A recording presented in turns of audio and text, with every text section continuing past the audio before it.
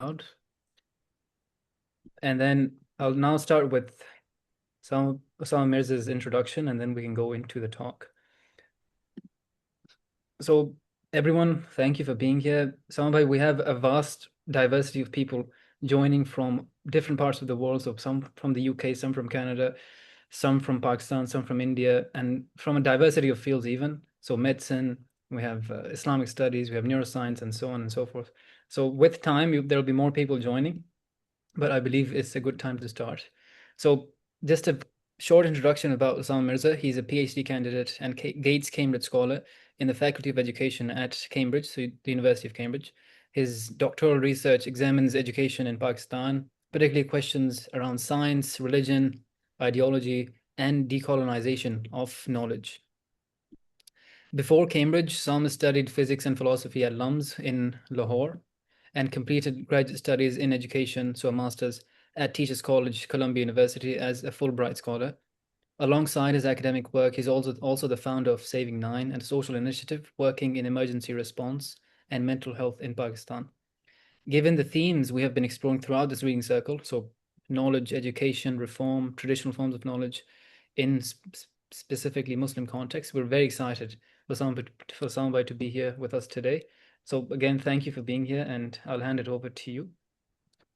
Jazakallah khairan. It's a real pleasure and honor to be here and to be able to um, um, share my work and I look forward to your feedback and inshallah let's have a good conversation.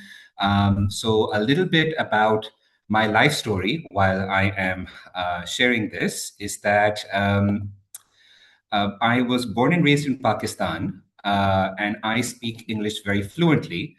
And the reason for that is because, as I say, I have been colonized through my education. I grew up studying at private schools in Pakistan, and over there we were taught more often about Christmas and Halloween than we were about Eid and Ramadan. And I was much more introduced to Enid Blyton and Roald Dahl than I was to say, for example, Iqbal or people from my part of the world, which is not to say that they didn't try, but it just didn't stick because we were in this bubble of obsession with the West. And I would argue that implicitly I was taught to worship the white man. And so it is with that context that can everyone see my screen? We can see a blank screen. It's just light Uh, blue screen. okay, sorry, let me just try that again. Uh, on sharing options, yes.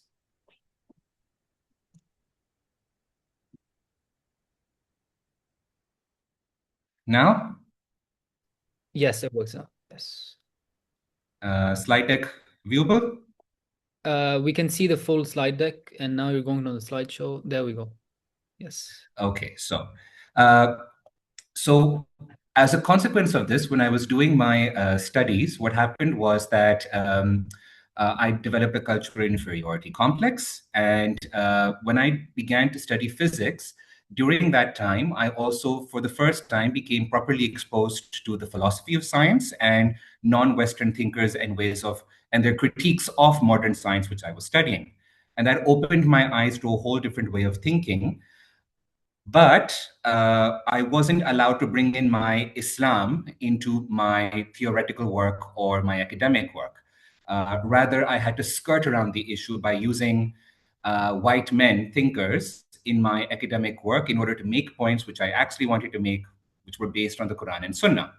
So, what happened was that when I began doing my PhD studies, my supervisor, who is a Brazilian educator, um, told me one day, why are you citing all these white men? Why are you so obsessed with Foucault in your work? And why aren't you citing people from your part of the world and from your religion?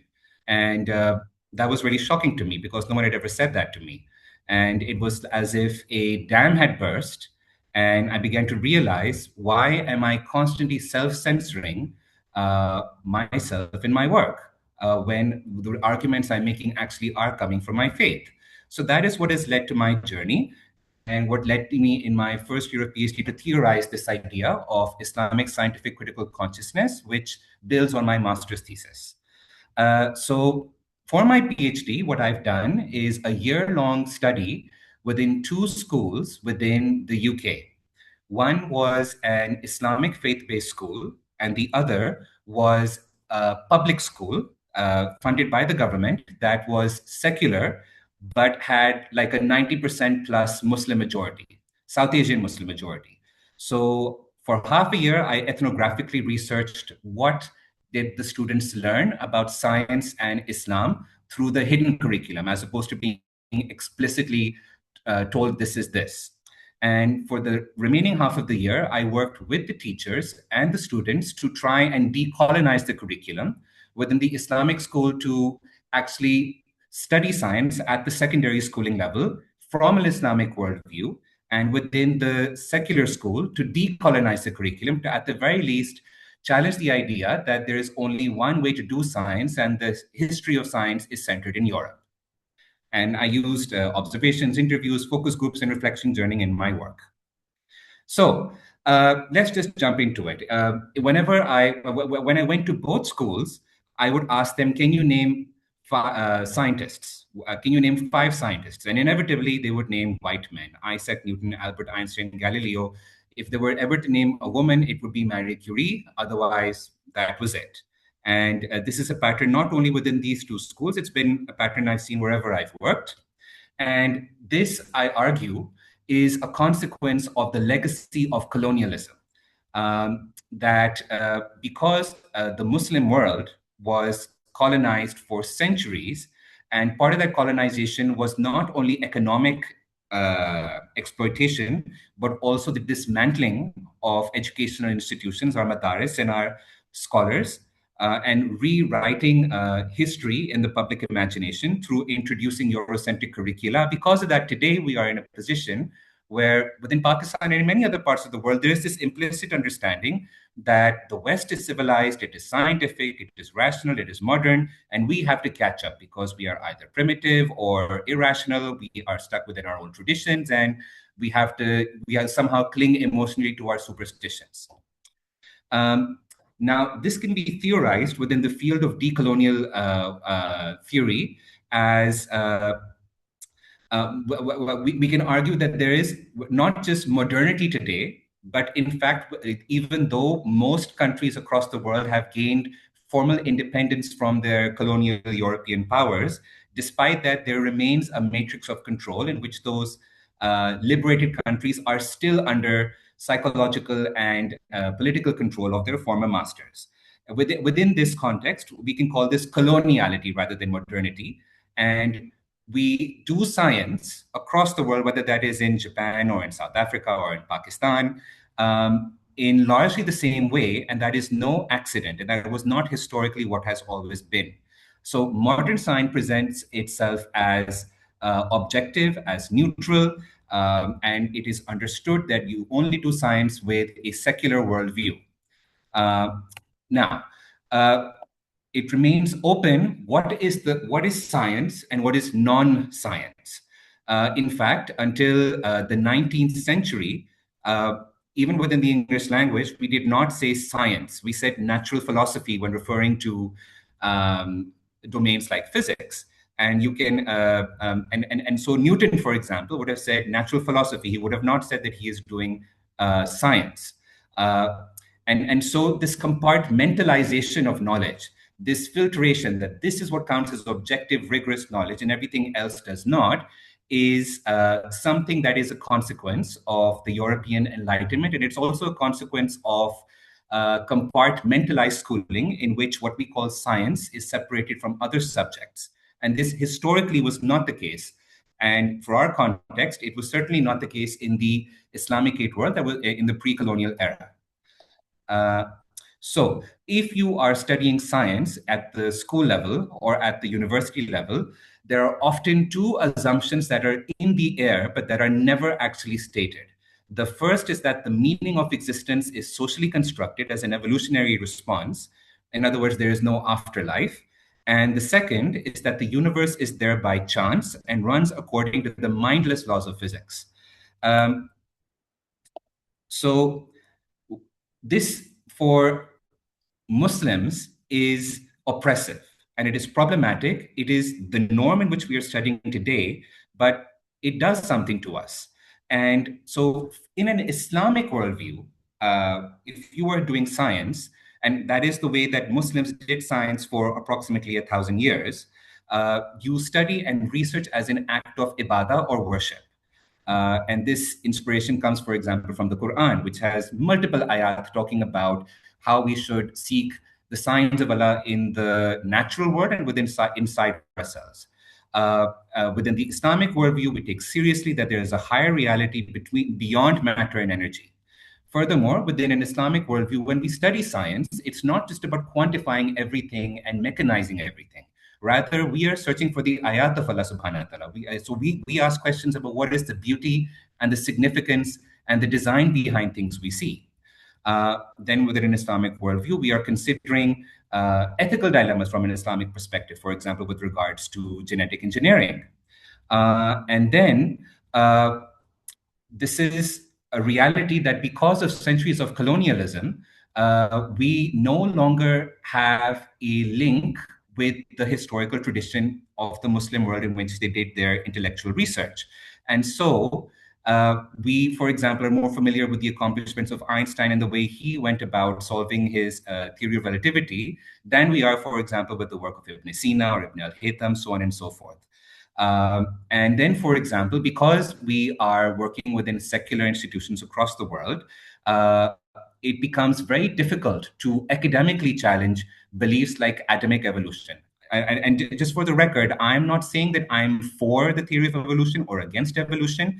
I'm saying that if you want to critique it from a religious perspective, chances are you will not have the space to do so within a science classroom. And the teacher will say that this is something you have to take to another forum.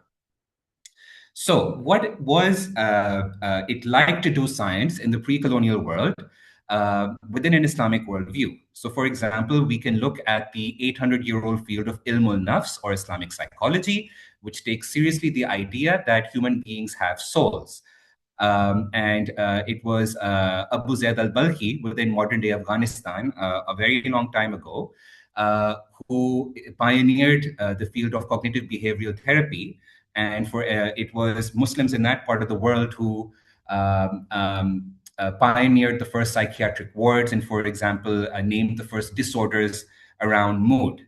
And this field continues today. For example, Dr. Malik Badri was there in the early 20th century, and he has helped revitalize this field. And today it is blossoming and growing across the world as Muslims are showing an increasing demand for psychological support that is in line with their faith.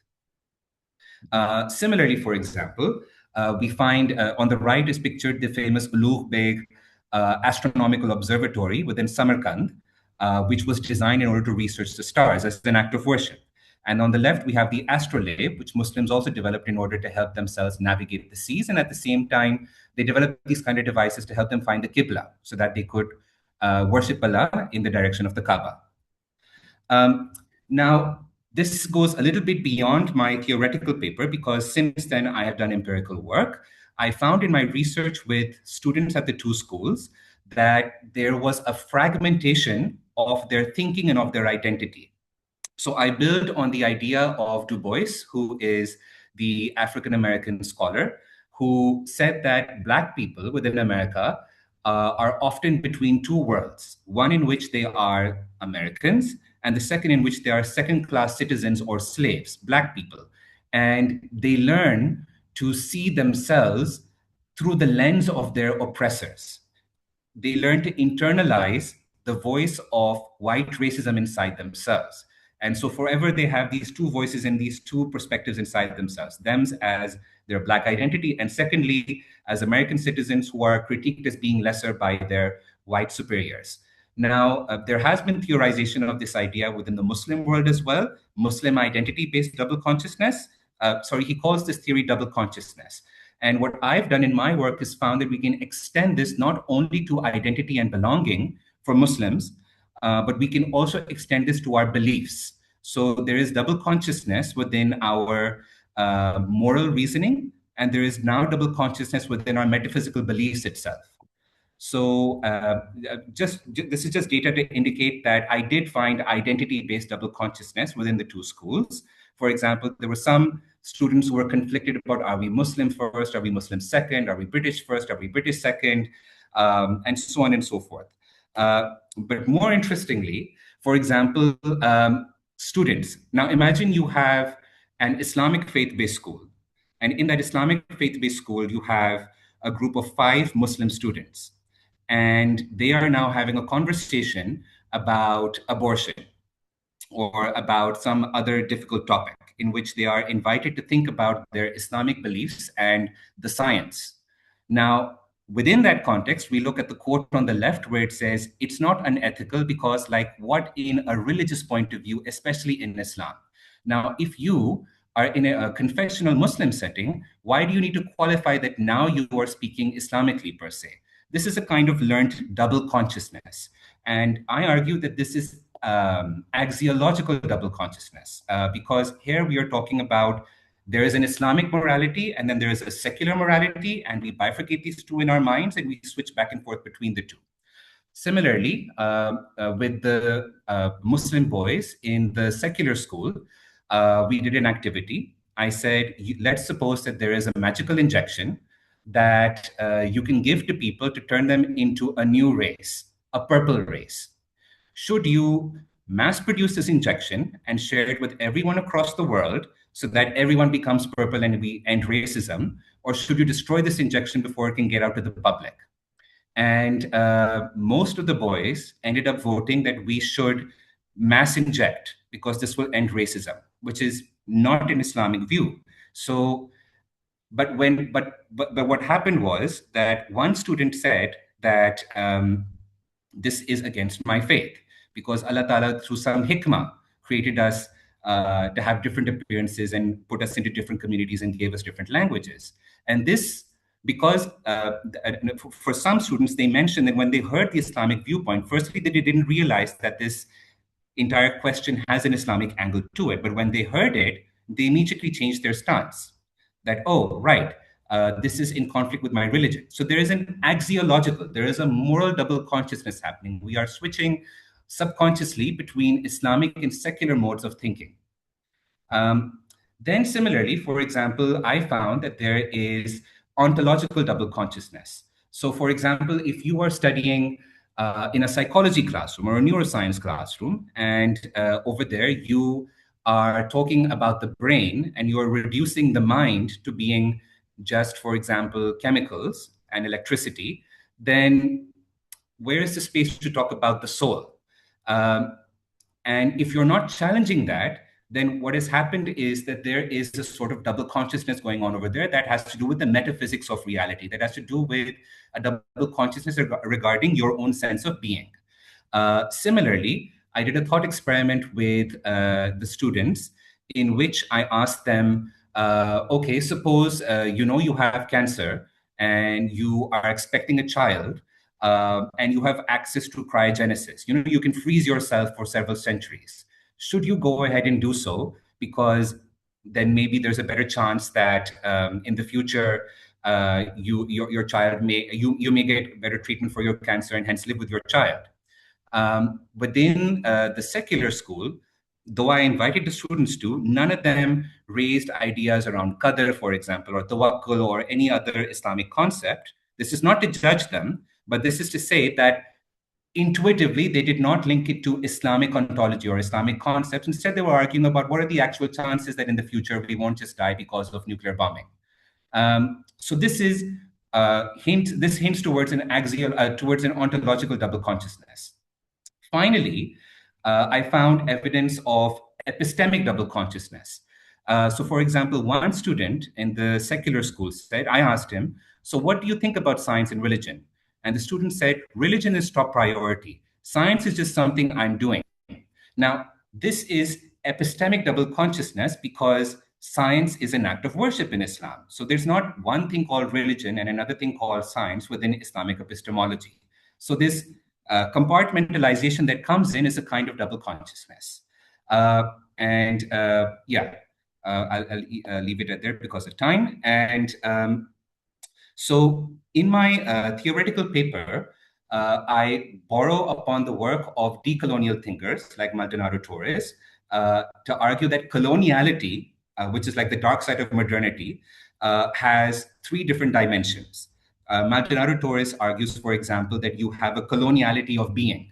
What that means is, for example, that we are conditioned today to have a sense of cultural or racial inferiority.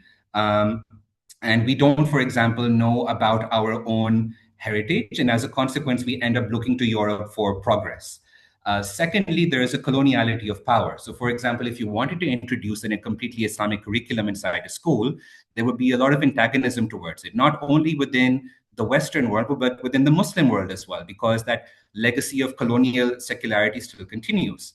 Then thirdly, there is a coloniality of knowledge. So for example, if I open up any science textbook, I'm going to find pictures of white men. I'm not going to find pictures of people from other parts of the world. And it's all going to be likely in secular discourse. Now, what I did was I thought of the Islamic notion of fitna. Fitna is this idea that there is a trial or tribulation that you are going to undergo in your life. Now, fitna, in a literal sense, in the ancient Arabic, from what I understand, is that it's like you have some impure metal and you burn it. And in the process of the burning, the metal becomes pure.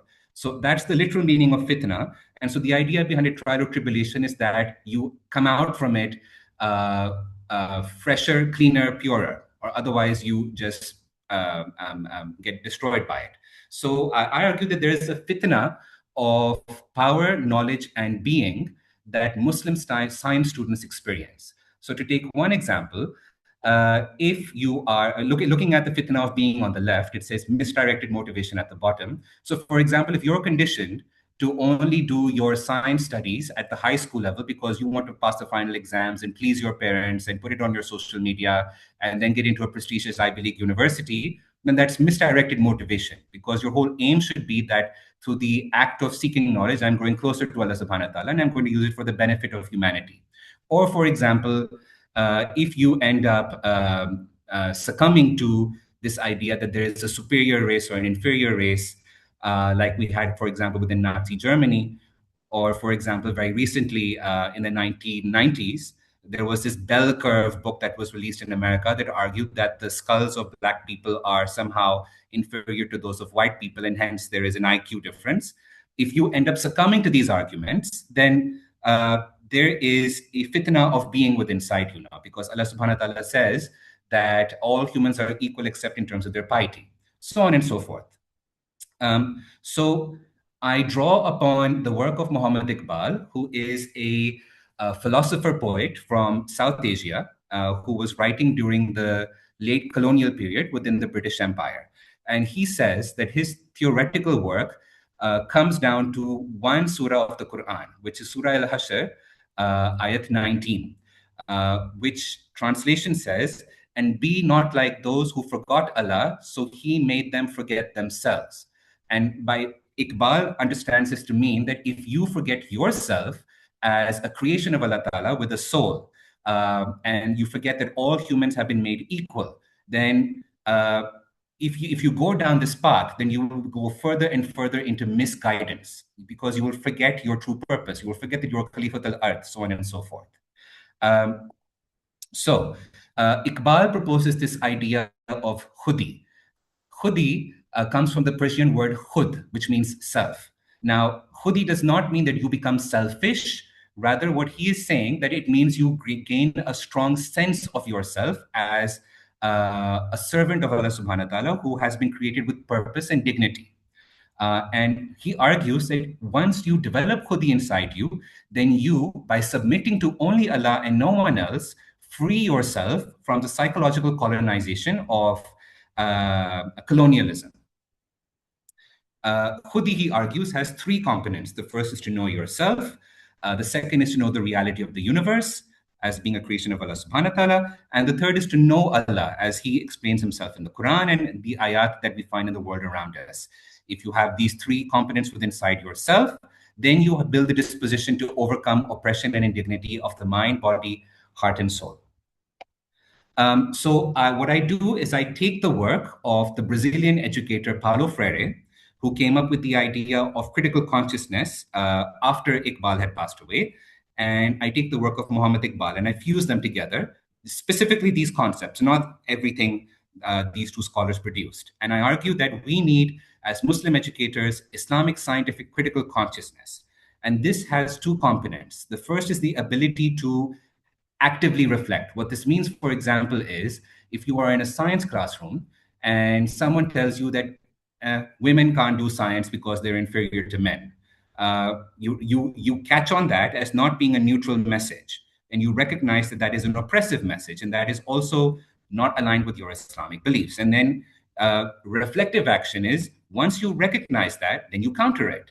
Or, for example, if you are inside a psychology classroom and someone is teaching you Freud, and then you end up reducing the human psyche to sexuality and sexual desire and to have nothing to do with the spiritual or a higher ruh, then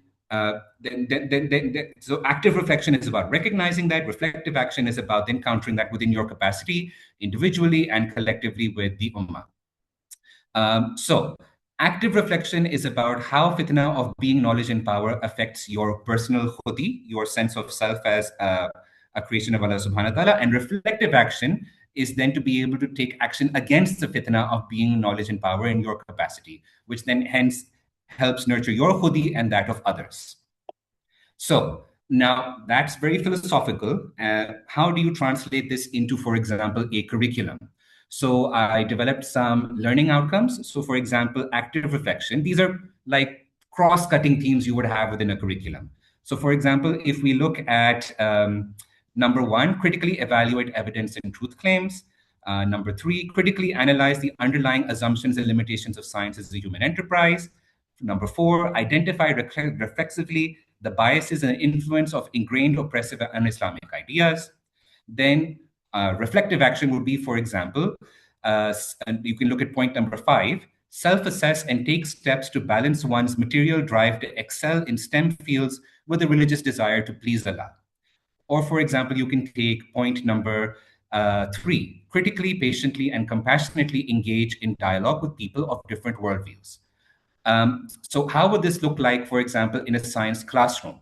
So if, for example, we're teaching electricity to people within middle school or secondary school, forgive me, I don't know the terminology we use in Canada, but for example, if we think of action of active reflection on the left, then for example, while studying circuits, we can ask, is there beauty in man-made circuits and the circuits we see in nature? So this is an act of epistemic disobedience, because what we're doing is, rather than just thinking about how can I use electricity, how can I calculate electricity, how can I turn it into something that can be mechanized, we're taking a step back and thinking about what are the ayat inside this. Or, for example, the one at the bottom, how does the observation that humans can harness electricity and develop new technologies that help us subjugate nature affect our nafs? Do you feel, yeah, now I have control over everything because I've mastered electricity and so the world can be tamed? If you do, then that is, from an Islamic perspective, problematic, because we believe that power is with Allah subhanahu wa ta'ala, and it is by his grace and mercy that he has subjected these natural forces for our benefit. And he can take away that at any time he wants. And the purpose of this dunya is not to conquer it, rather it is to live in harmony with it. Then, for example, reflective action. What steps can I take to regulate my niyat, meaning intention, and my nafs, meaning my desires, for doing scientific research when I think about the power of electricity and technology? And then this last one, which one do I want? What actions personally can I use to mobilize those around me to take action to prevent the waste of electrical energy? So this is more social action based from within an Islamic worldview. Just a few more examples I want to share. Look at this on the left. So Surah Najm says, and he alone is the Lord of Sirius. And Sirius is a star in the night sky. Now, from an Islamic critical consciousness perspective, you can do this activity with students. You can say, okay, on a nice night when it's clear, take your phone and do some long exposure photography and see if you can take a picture of Sirius, which is supposed to be the brightest star in the sky. Uh, this is an act of worship to Allah subhanahu wa ta'ala because you are reflecting on the ayat of Allah. But don't only stop there, then actually research why is this ayat there in the Quran? In what context was it revealed? What is significant about Sirius not only to Muslims but to other cultures and societies? And actually study the science behind the star Sirius in order to gain a holistic understanding of why Allah subhanahu wa ta'ala has revealed this ayat. On the right, for example, is another example. For example, if you're going to design a phone, then what does it mean to do so within an Islamic worldview? As opposed to, for example, oh, let's design a phone that is more addictive and makes people spend more time on it, and that helps us earn billions of dollars while at the same time having, forced labor in certain parts of the world and using so on and so forth. What does it mean to design an act of a phone as an act of worship? How would you go about it? How would you have those discussions? Would you, for example, have halakha around them as scientists coming together using the sunnah of the Prophet Muhammad sallallahu alaihi wasallam? Would it involve, for example, having ethical standards and the aims of having a phone being different, so on and so forth? So this was an activity I did with my students. Then reflective action, for example. So on the left was a history of science timeline poster I found within the secular school. And what we did, the students and I, was we put sticky notes on them. We researched where are the gaps in this timeline. You can see at a glance, it's all white men except Marie Curie. I think maybe there's one other. But so then they actually found, for example, thinkers from ancient India, ancient China, and contemporary India, contemporary China. They've put a sticky note beneath Newton mentioning that he was complicit in the transatlantic slave trade. He made a fortune of black slaves who were being shipped to Brazil from Portugal. So this creates critical consciousness. Or for example, if you are teaching a science class, then you can bring up, for example, that right now in Gaza, this happened last year, cardiologists, people who are at the forefront of science, are being killed systematically. For example, Dr. Marwan Al-Sultan. To bring that into the discussion in the science classroom is itself an act of reflective action. Or for example, to talk about Munir Nefe, who is a Palestinian scientist alive today, who during the first Nakba had to run away from Palestine and first shifted to other countries and then found his way in the US. And he is one of the pioneers of the field of nanotechnology. His books are widely studied as some of the golden texts that you use when you study this field. So when we bring people who are being erased into the consciousness of our students, that itself is an act of reflective action as well. So since I have a little time, I thought I'd jump into a little bit more detail. I have, Bilal, 3 minutes? Yes, 5-10 minutes is perfectly fine.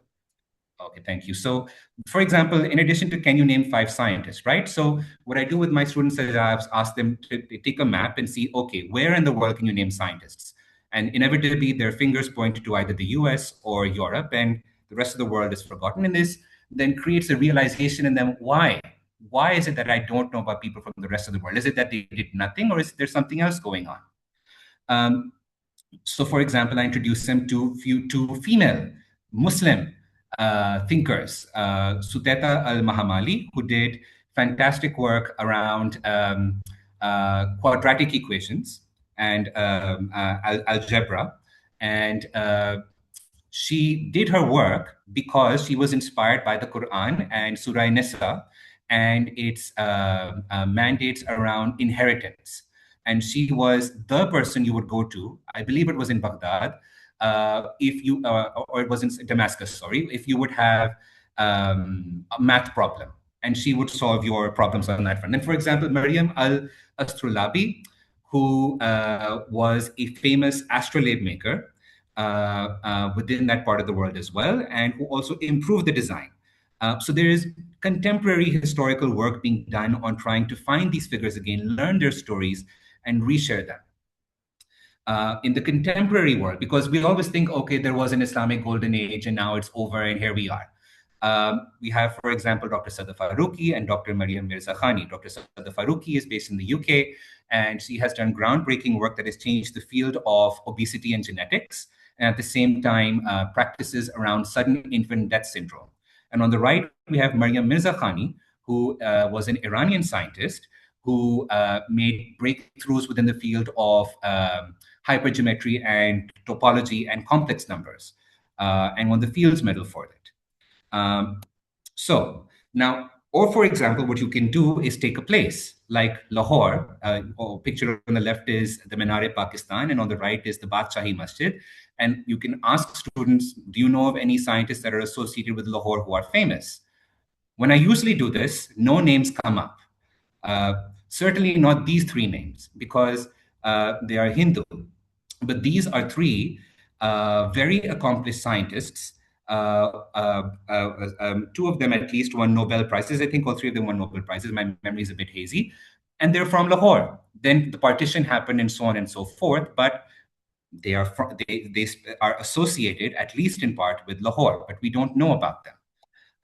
Then, for example, if you just commute a little distance away from Lahore, you find Al-Biruni, who at Nandana Fort on the Salt Range, which is the motorway you take from Islamabad to Lahore, after a Hindu fort was conquered over there, that is where he stood, took his astrolabe and his other devices, and measured the circumference of the Earth so precisely that people say that is within a 1% precision range of today's measurement of the circumference of the Earth. But we don't know about these people. Then, for example, Dr. Abdul Salam, who is also associated with Lahore, he did his studies over there and won the Nobel Prize within physics. And then, for example, Dr. Uyub Umayya, who also did his early studies in Lahore and is the designer of the Umayya Reservoir, which is a treatment for people who have cancer.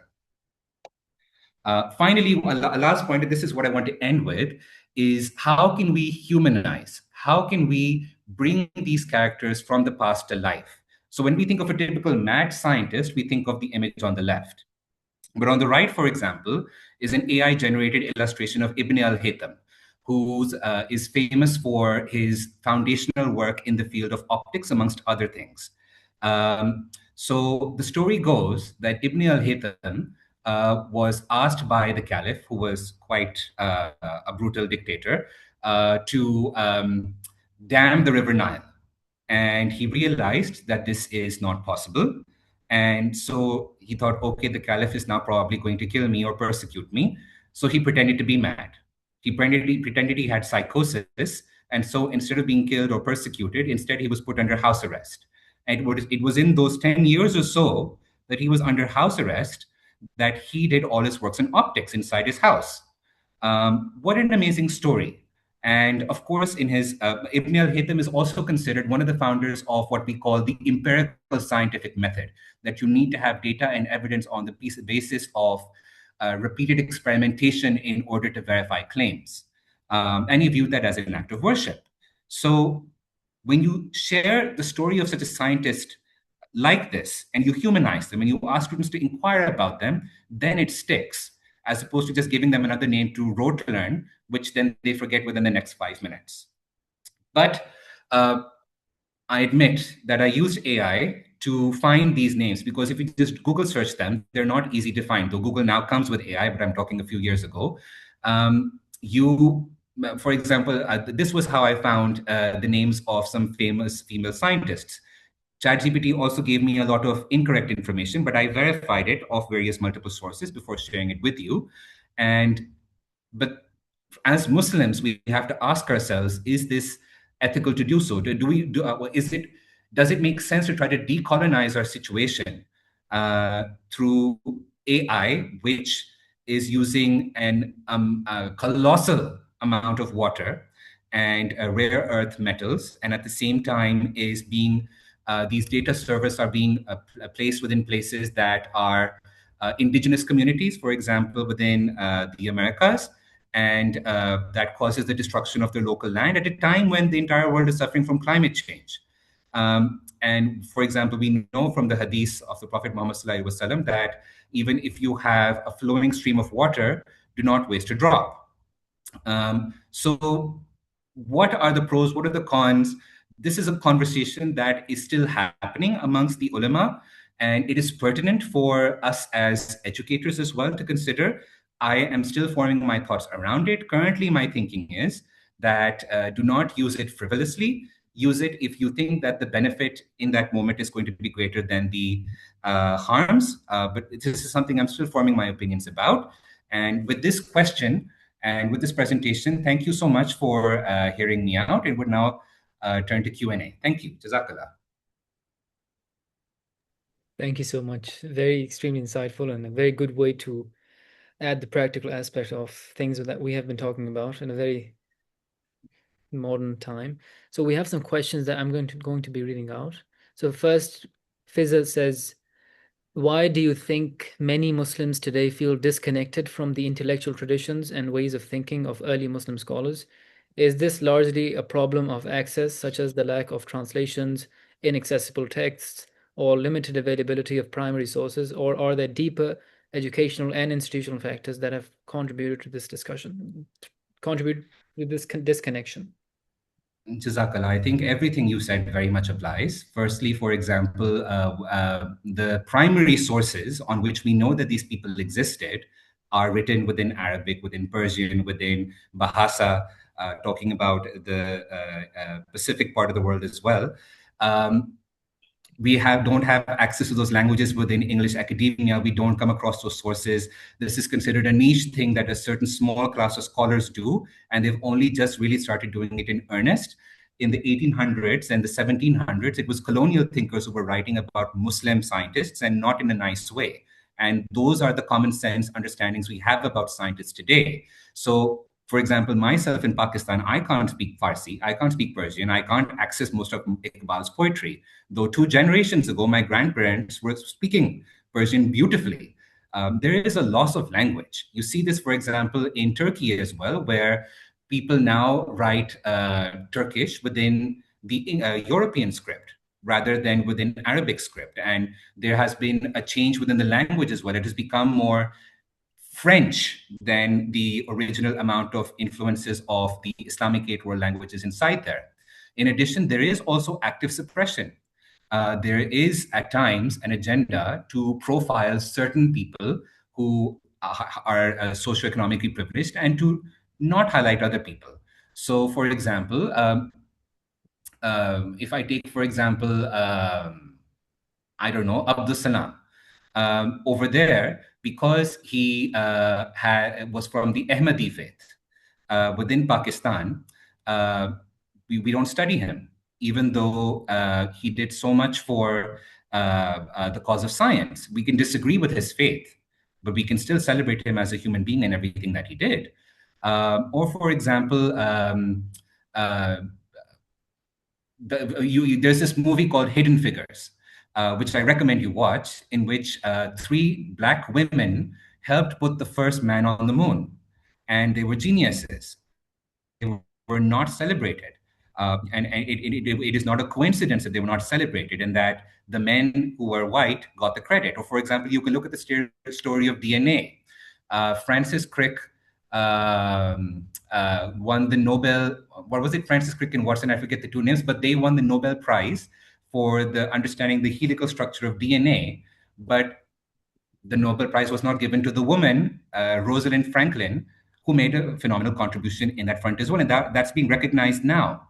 So, because of these historical realities and these politics and this colonialism and this sexism, we are where we are today. But scholars are now, with more renewed energy, beginning to research the primary sources and are beginning to now tell these stories in a new light. Thank you very much. Further, Fizza says, fascinating, so much to ponder. And then she says, Jazakallah khair for the thought-provoking lecture. I'm wondering how your theoretical framework of the Islamic scientific critical consciousness is currently being practiced. Has it been adopted or implemented by Muslim science educators? I also know several Muslim parents who homeschool their children, and I'm wondering whether this framework could be applied in homeschooling as well. Jazakallah khair, and I believe it can be applied anywhere. And I believe that both Iqbal and Ferry would agree that you should see what makes sense in your own context. This is not a prescriptive blueprint. see what makes sense in your context. Take what is beneficial from it, and please push back on that which you think is a weakness in it. In terms of if it's being implemented anywhere, regrettably not now, because I just theorized it a while back and I did my first pilot, if you will, through my PhD fieldwork. So inshallah, my plan is upon the completion of my PhD to then develop more educational resources around this, and then to begin teacher training programs around this, and then inshallah see where it goes from there. But I want to mention that there are other initiatives out there that are doing fantastic work. So, for example, I did not put that slide in. Just give me a moment. I will screen share it. But for example, 5D thinking. Uh, 5D thinking is an initiative by Muslim academics to introduce Islam and science related discussions at the middle school and primary school level. Or, for example, if you're talking about higher academics, Dr. Asim Padella and his group in the United States have developed a whole curriculum around Islam and bioscience. So there are people who are working within pockets and coming together as an ummah to actually address these issues. And you might have heard of Ilmuna, which is like the answer, the Muslim answer to the International Baccalaureate or the IGCSE A levels, O level system. It's an Islamic international examination board that has just come into being that then puts everything within an Islamic worldview. So, Alhamdulillah, there is work coming from different parts of the world, and it's a matter of now building up on that and working together. Perfect. Thanks. Within Canada, I'm sorry, I forgot. Within Canada, there is Sakina Circles, which is led by Dr. Elma Harder and Dr. Muzaffar Iqbal. Amazing. Further, Nimat says, absolutely fascinating. Barakallah Feek. Like Fizz says, so much to ponder about. Alhamdulillah, I just came across this by chance while I've been looking for Muslim researchers working not just on decolonization of education, but doing it through Islam. I've been planning of doing something similar, but more in a sociological sense for my master's thesis in sustainable development. Is there any way I can reach out for some advice? Jazakallah, yes, absolutely. Please message me on LinkedIn or take my number from Bilal, or if you prefer more formality, here is my email. There. Amazing. And then Dr. Sarfaraz says, how do you explain the fact that many of these Muslim scholars were persecuted and declared as infidels? I think that that's something that we have to come to terms with. For example, it's so fascinating, and I think this is a very important teaching point.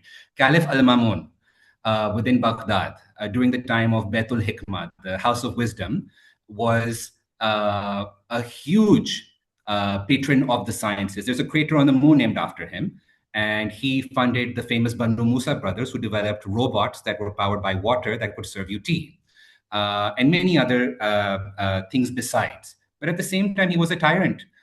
For example, he had a certain view about whether the Quran is created or uncreated speech of Allah Ta'ala, and he enforced it, almost like the Inquisition within the Catholic Church within Europe. And people ran away because of that persecution. If you look at the stories of, for example, Ibn Sina ran from one part of the Islamic world to the other because at one point, he was put under house arrest. This is actually a thing amongst a lot of scholars, and that's just part of it. That's part of life. If you look at even non-Muslim scholars, Galileo, for example, or many others, they were persecuted or they were pushed back on by their rulers who did not agree with them. But, I think that's really inspiring because it shows that these were free thinkers. They were following this idea of Islamic adab, this idea that speak the truth, speak truth to power. Always, and search for the truth. Do not bend to power. Do not fraternize with those in power. So I think we should treat that. We should talk about that very critically. But at the same time, I think that today we are divided. This sectarianism that is happening amongst the ummah is in no small part because of the divide and conquer policies of the European powers. And there's a lot of research and academic work on this now. Mm-hmm. Thank you very much. Dr. Sarfraz further says, in your argument, you connect paradoxical names. Most of the Western critical and decolonial scholars are Marxist in some ways. How do they connect a secular Marxist social constructionist with a deeply faithful Muslim scholar who is religious functionalist? Well, thank you, Jazakallah, for that question. So, for example, if we look at the early Muslims, right after the time of the Prophet Muhammad sallallahu alaihi wasallam, when they conquered the world from the Arabian Peninsula all the way to the Indian subcontinent, to the whole of the lots of the African continent, all the way to Al-Andalus within the Iberian Peninsula, they came in contact with non-Muslim ways of thinking. They came in contact with Hindu knowledge, they came in contact with Persianate worlds knowledge, they came in contact with Greek knowledge. All of this is polytheism. But what they did was they took that work and they critiqued it. They took what was helpful from it and then framed it within an Islamic worldview.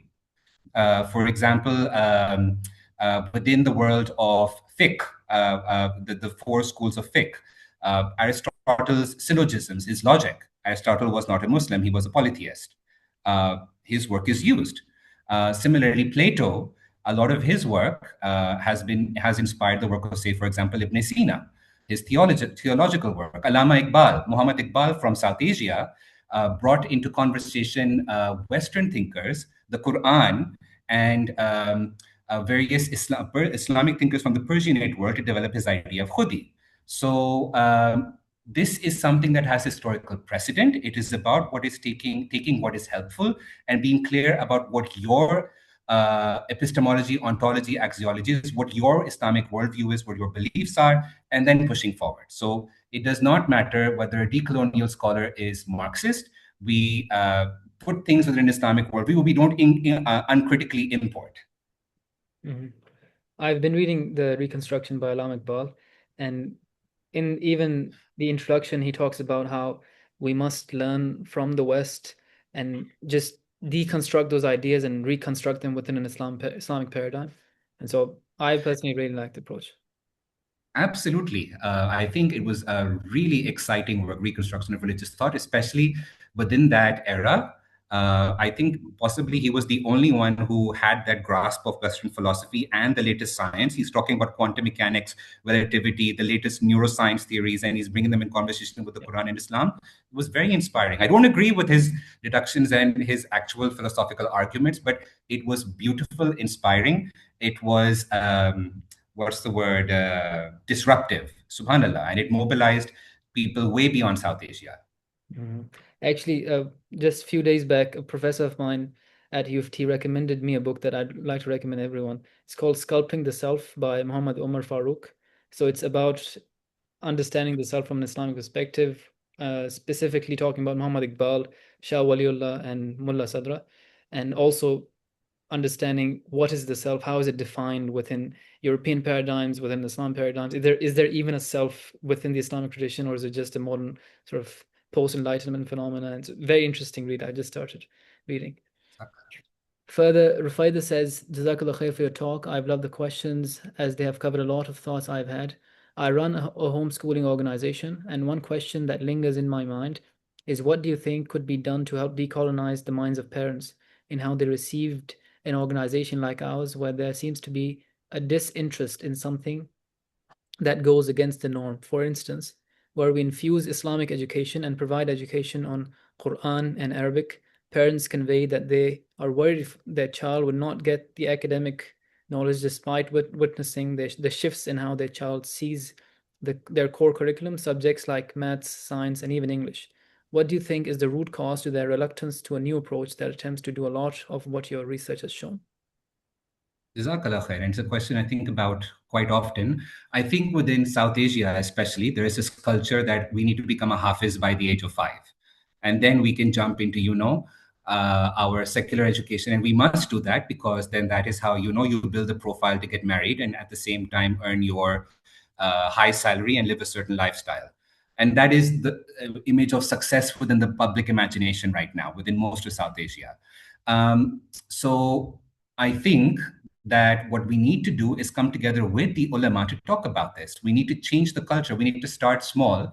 And I think that inevitably, when you start a school, you have to be selective about the parents you bring in. Because if you just work with everyone who comes in, then it's a democratic community. And then if you don't have like-minded individuals, then at some point you are going to have to then if they insist that you just focus on the secular education, then you have to. If they insist you do just hifz and nothing else, then you have to, because otherwise then it becomes a matter of how will you earn enough revenue.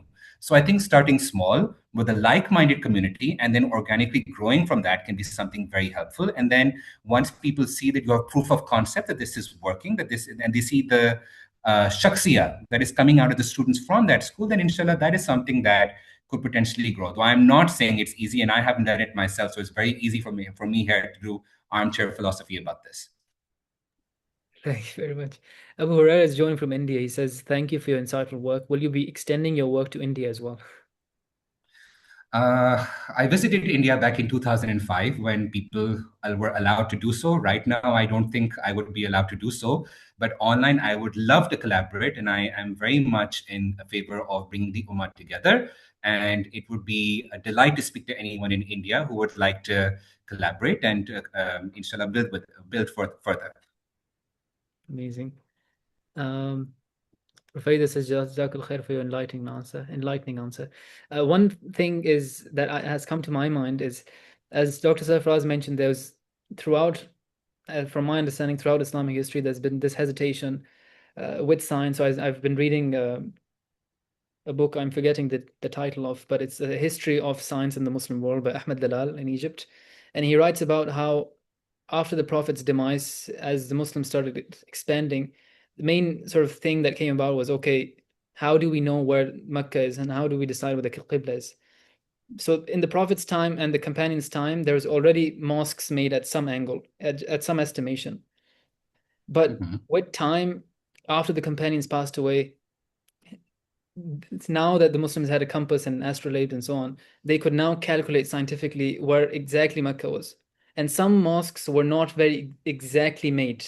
And so they were they were not very precise in terms of their direction. So now the argument of reason versus revelation was very prominent, is should we break down the mosques and reconstruct them with the right qibla now that we have a scientific method, or should we leave them as the Prophet or his companions left?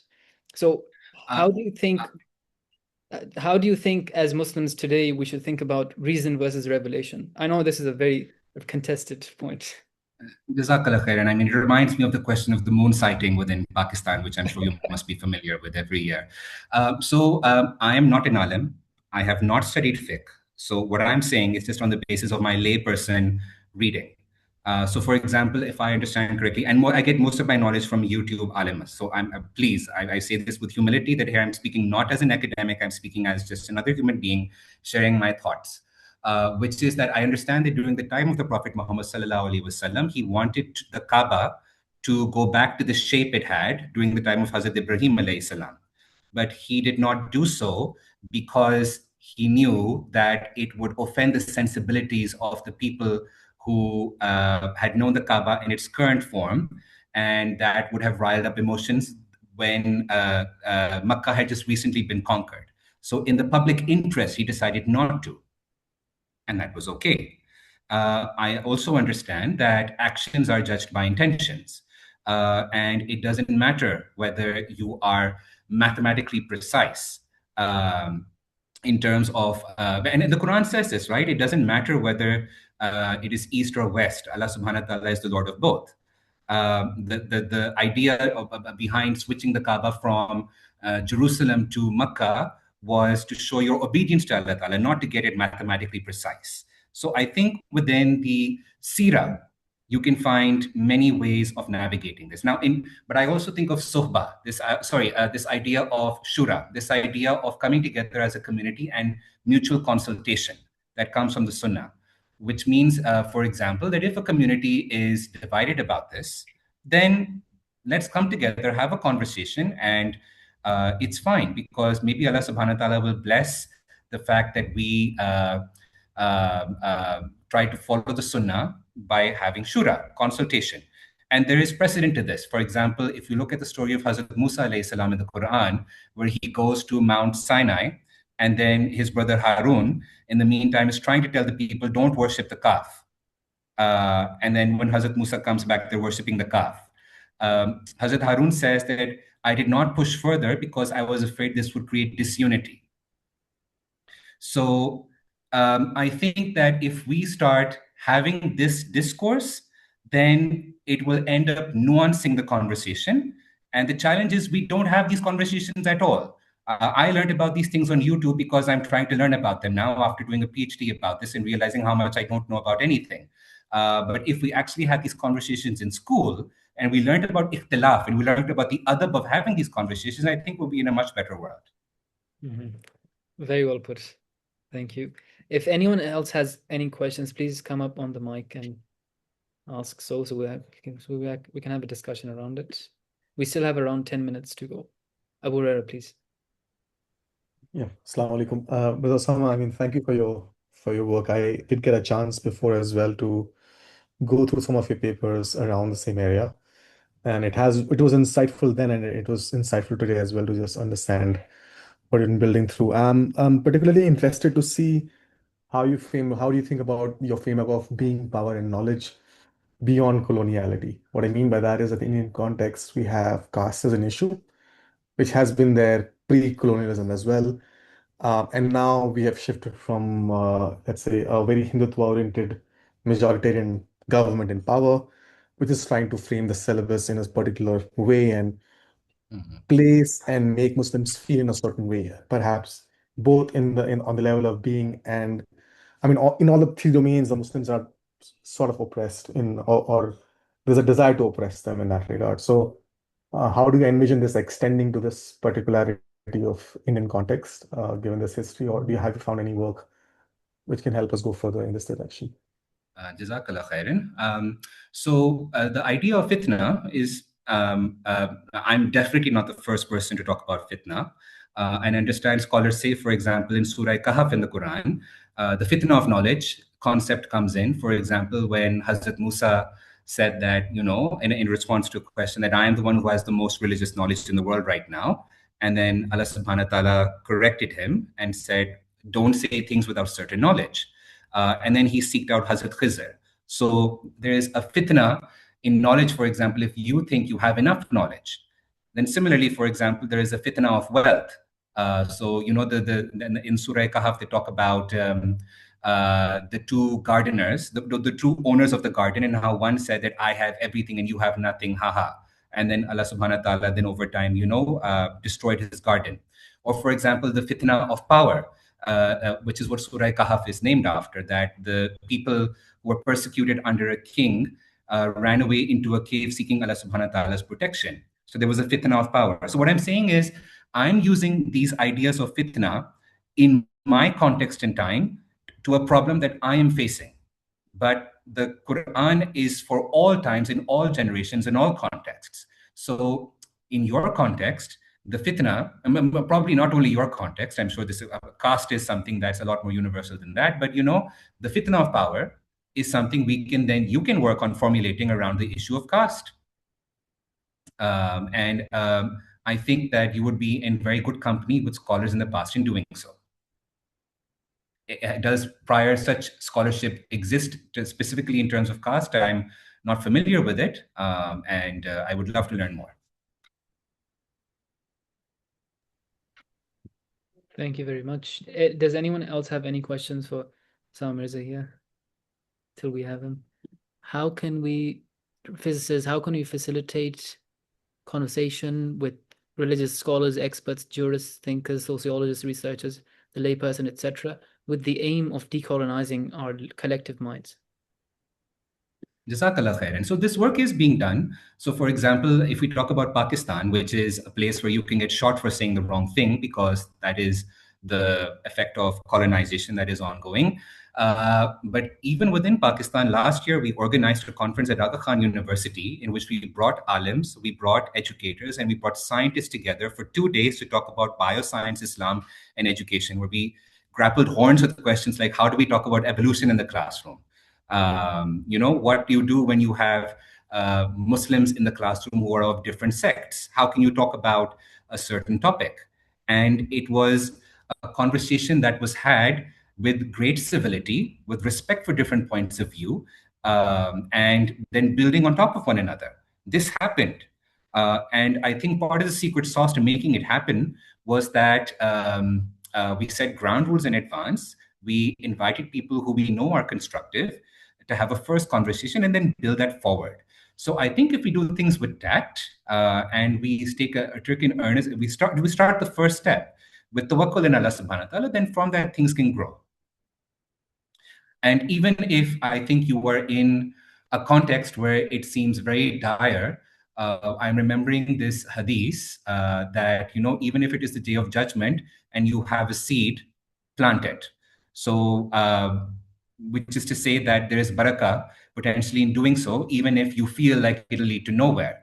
Of course, not at risk to your life, but why not try it within your context? Bring people from different backgrounds together, and maybe something will grow. And this is happening in many different parts of the world. Alhamdulillah, it's a really exciting time to see this rejuvenation happening in the Ummah, though it doesn't come across in the conventional media. Thank you very much. Does anyone else have any comments, questions that we can cater? Yes, Usama Mirza has allowed us to record, so we'll be sharing the recording. If not... At my peril, but yes, please go ahead.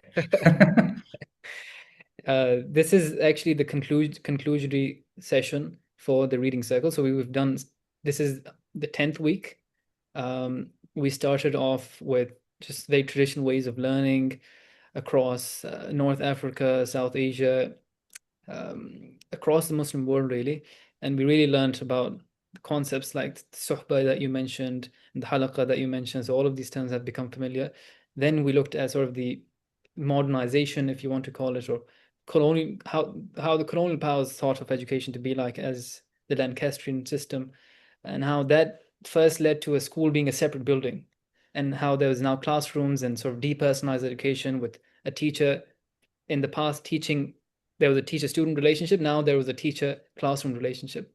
And then we looked at reformist thoughts of Muhammad Iqbal himself, and then Muhammad Abdu in Egypt, how they thought of education to as something that really causes societal change, induces societal change. And education was, as we saw, a central part of the Muslim Brotherhood's movement, and how they've propagated their ideas through forming education in the ways that they liked. Then we looked at Paulo Freire as to prepare for your work, and he talked about the banking concept of education, which is the idea that a student is like a bank where the teacher is supposed to deposit knowledge, and it's sort of passive understanding and concepts and just rote memorization just to give a good exam and get a good grade. He posed a problem posing education, which was very similar to what your framework describes, is to develop that critical consciousness. So this was a fantastic way of ending the circle. For everyone who's been with us throughout the 10 weeks, thank you very much. We also have a few other participants today, so thank you everyone for joining. Thank you, Usama Mirza, for joining the talk today. Thank you, Dr. Safaraz, for being here, also doing the guest talk a few weeks back. Really appreciate it. Muslims in academia, this is what we're trying to do, is bringing the academics alongside the wider community from all fields of study and have conversations that matter and we can all relate to. And so this was a topic that everyone sort of feels a need that needs to be reformed, because as you said, there's definitely, I feel, a double consciousness that we live through. Dr. Sarfaraz, please. Thank you so much, Bilal and Usama. This was a fantastic presentation. I was really very impressed with your articulation and with your confidence. However, I want to challenge one thing. And we don't have to discuss it now because we're running out of time. But somewhere in my presentations or even writings, I have suggested that there are multiple colonialisms, both historically and space-wise.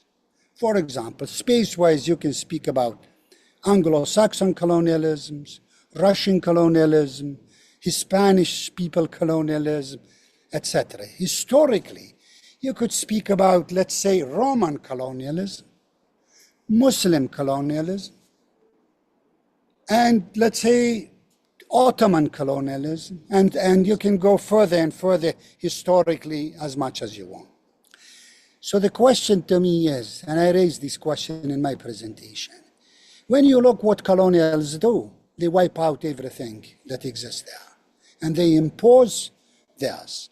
And especially if you look at the West, it also used religion very clearly in this civilizing, bringing people from from darkness to one thing, to light, bringing from people from polytheism to monotheism. So the question becomes, was Islam a colonial ideology, or was it not? You don't have to answer it now. Please, we'd love to. Just a simple Quran. The Quran says, "Let there be no compulsion in religion." And of course, many scholars have written about how Islam was not spread by the sword. So that's a discussion for another time, but a very thought-provoking challenge. And thank you so much for saying that colonialism is not something that only came out of Europe. Jazakallah. Yeah, and I would love to be wrong. You and I, maybe we should have a separate discussion on this. Would love to. I would really love to. I'd be really grateful. Jazakallah. Thank you. I think a big thing that I've learned from Dr. Safaraz is to being able to critique anyone who comes up with any frameworks or ideas, even though at surface level we might or would agree with it, but it's very important to think of, okay, how can this even be critiqued? Just to perhaps strengthen our own beliefs. Yeah, right, Bilal. And to me, this is also having a moral grounding. If you are encapsulating yourself and you don't question yourself, as you said, you don't have reflection and self-reflection, actually, then how your judging and your critiquing of others just doesn't fly well. Mm-hmm. So anyway, thank you so much. Usama, you and I will continue this debate. But thank you. It will be my honor. And I want you to prove me wrong. Amazing. Thank you, everyone, very much. Thank you again, Dr. Safaraz and Usama Mirza. It's a pleasure to have everyone. And please stay connected with Muslims in Academia. We'll be continuing academic guest talk series over the next year. So every month we'll be having different professors come in, talk about different topics from biology to chemistry to all the sciences and social sciences and so on. So please stay connected and we will keep you updated. Thank you very much. I'll be sharing the recording. It's a pleasure to have everyone.